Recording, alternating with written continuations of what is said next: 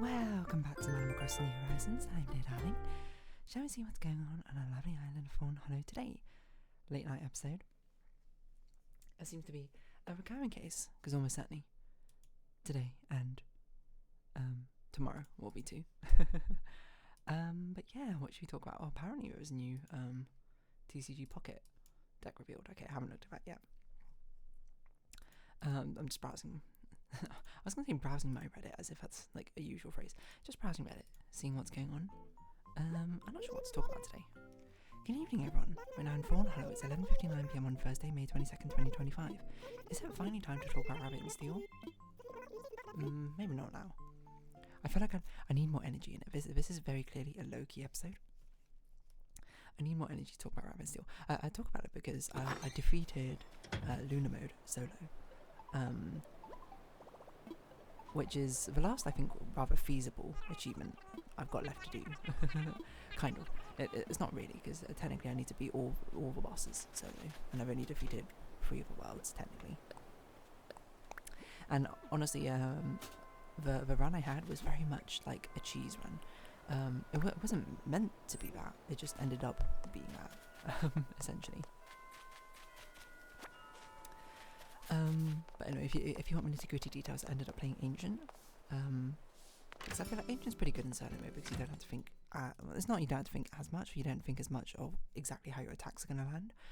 So it's a lot easier to focus on dodging, especially if you get some of the emerald upgrades. But yeah, I ended up getting a crazy build where for the first item I got something called a cap shield, which reduces the cooldown of your defense by 3. And then the next one I got Blackstone buckler. I can't remember what it's called.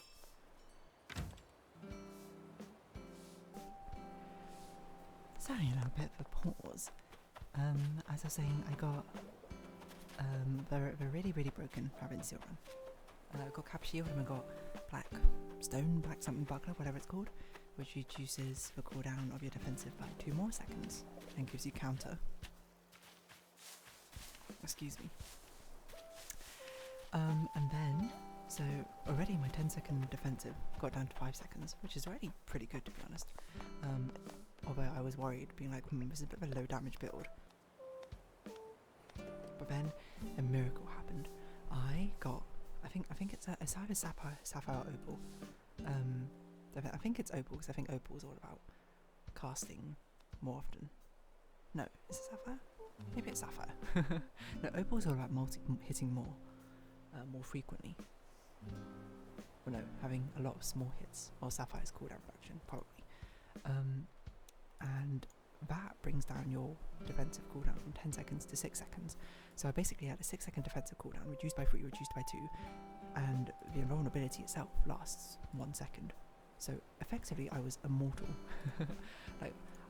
Because there's no global cooldown on your defensive, I could just spam it forever while also simultaneously casting my other abilities.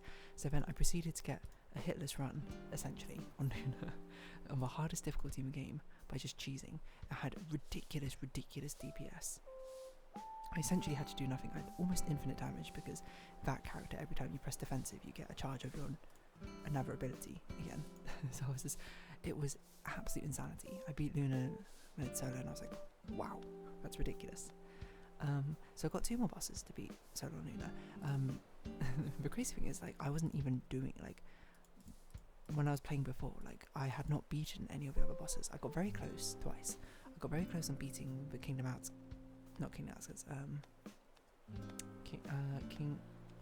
Landing, and got very close to, is it called King's Landing? No, it doesn't sound right, hold on. King's Landing, Rabbit and Steel. King's Arsenal, that's it.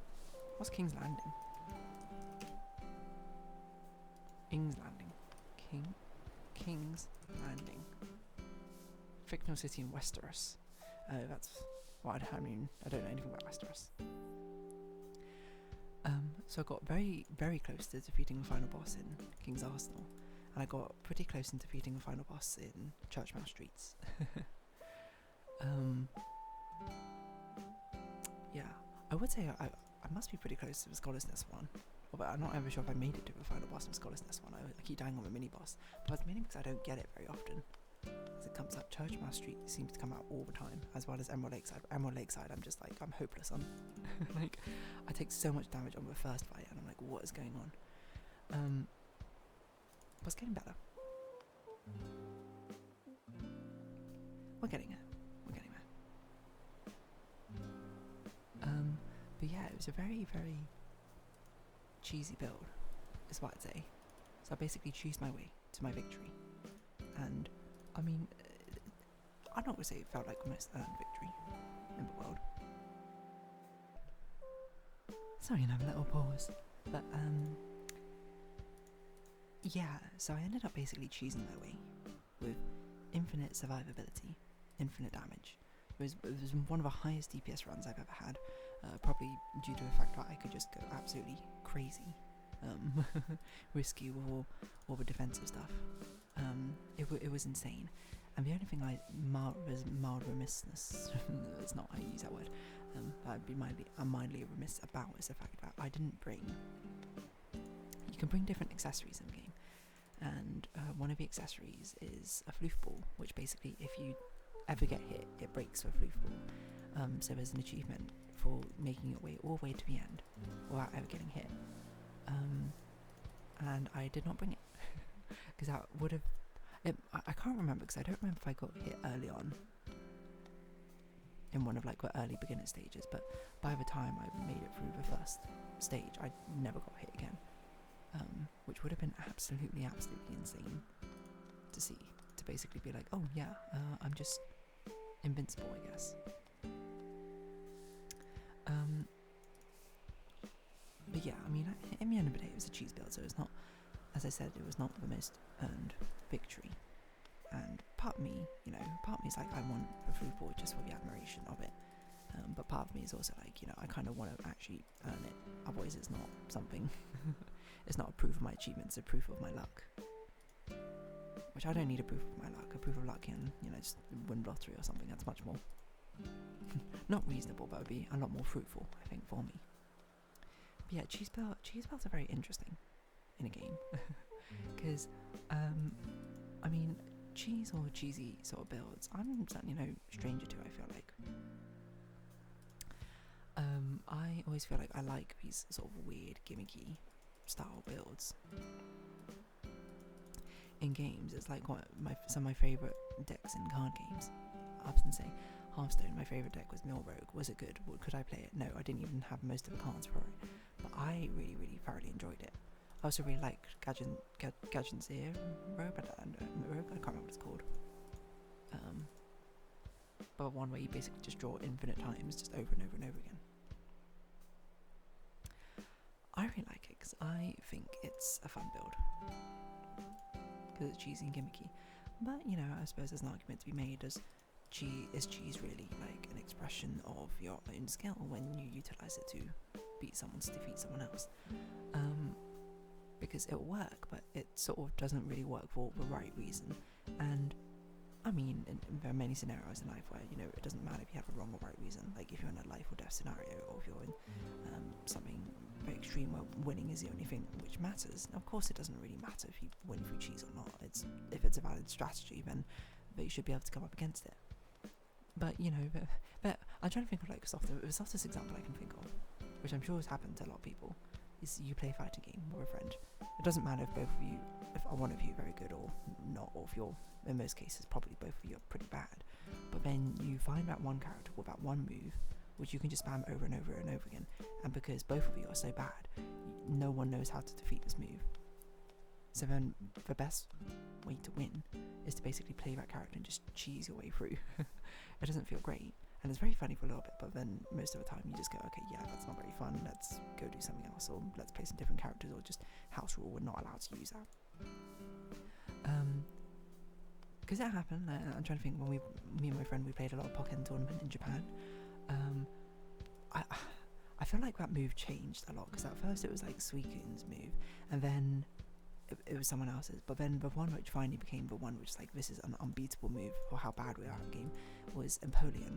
He had like this move where he like summons a rock and breaks rock, but except I think it's got like armor on it, and we didn't know, like half the time we couldn't remember the fact that we could even grab him a game.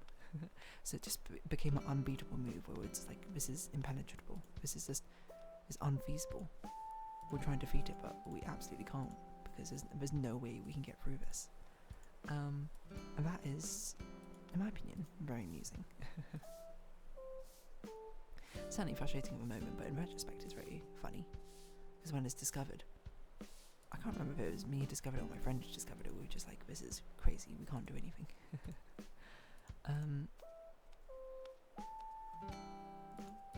But yeah. I'm trying to think of some other good sort of like cheese builds. Because I don't know, I feel like it's very easy to get angry at cheese builds, but I don't know if it's my sort of bias for mechanically strange, obscure, niche sort of ways of playing game.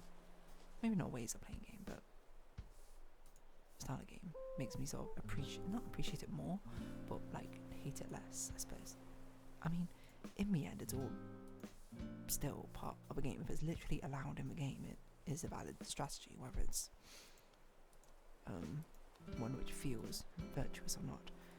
I think the only really place that matters, though, is, on the other hand, is the fact that most of the time the competitions that you enter are meant to be sort of a handshake. This is meant to be an appreciation of skill and mastery. And using like a very cheesy strategy might not necessarily be the best expression of it, but it depends on the cheese. If it's something which is just like unorthodox, I would say, and I'm like, I don't see what the issue is that. If it's something which is specifically exploiting probably an unintended mechanic, then that's kind of like, fair enough, or being a bit annoyed at that. But at the same time, at the highest level of play, you would have thought these cheese strategies, the way that they mostly work is the fact that they're unexpected. You're relying on like your opponent never seeing it before, and thus being unable to counter it. But it shouldn't be relied on, I believe, as like a be-all end-all sort of strategy. Because it, like, at the end of the day, it shouldn't be, right? It should be something which, theoretically, it's either a cheese build, or it actually legit is the strongest way to play the game whatsoever. Because if it wasn't a cheese build, if it actually was like as strong as it was, then everyone would play it, and that would just become a meta, wouldn't it? It wouldn't really be the same situation. But anyway, I wonder if there's like a thing, Reddit, infamous cheese strategy. See if I can remember it. With cheese strategy at your table.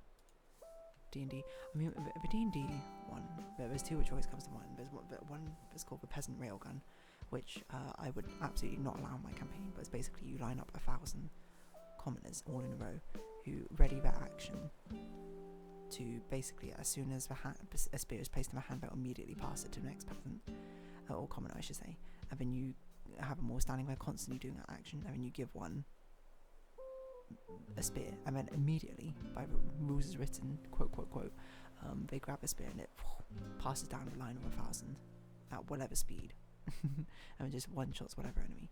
Now obviously that doesn't work, because, I mean, by the laws of physicality, I as DM would be like, okay, you know, a round is 6 seconds long, there's only so many commoners who could feasibly pass the thing in 6 seconds. They're not inhuman robots without reaction time, etc, etc. And then two, I'd be like, the only reason you're doing this is to try and cheese something out, so obviously I'm not going to allow it. But the other one is like the Conjure Animals one, which feels like in a different category, because it's very sort of rules as written, isn't it? It's just summoning a load of animals, but it just turns out action economy is very, very strong in the game.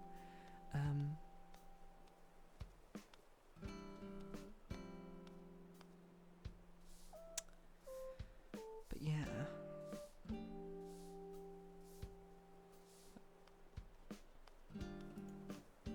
Oh, actually, probably a better example is the Coffee Lock build, which doesn't work in the newest editions of D&D, I think, but it's basically you take Sorcerer and Warlock, and it's like Warlock gets their spells back on a short rest, and Sorcerers can turn their spell slots into points which have infinite storage, essentially. And the thing is, Warlock spell slots theoretically count for the Sorcerer point exchange. So what you can technically do is, instead of long resting, you basically just chain short rests in a row, 8 short rests in a row, constantly turning your newly acquired warlock spell slots into sorcery points over and over and over again, and then you basically stockpile a huge amount of them, and you get infinite spells just at a drop of a hat. That obviously is clear exploitation of mechanics, and again, if any of my players wanted to do that as an exploit the mechanic, I'd be like, no, you're obviously not allowed. All I'm going to allow is you're allowed to do it once, maybe like during a long rest if you really want to. But to me, that's not the intended way to play.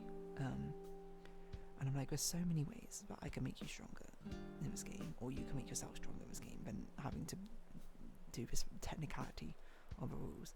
I'm okay with like rules lawyering in a sense, but I always play as rules as intended, as in it's like, oh, this is clearly what we meant for how to play.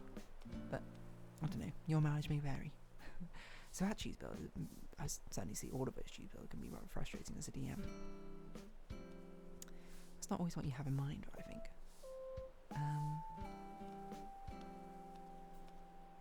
But yeah.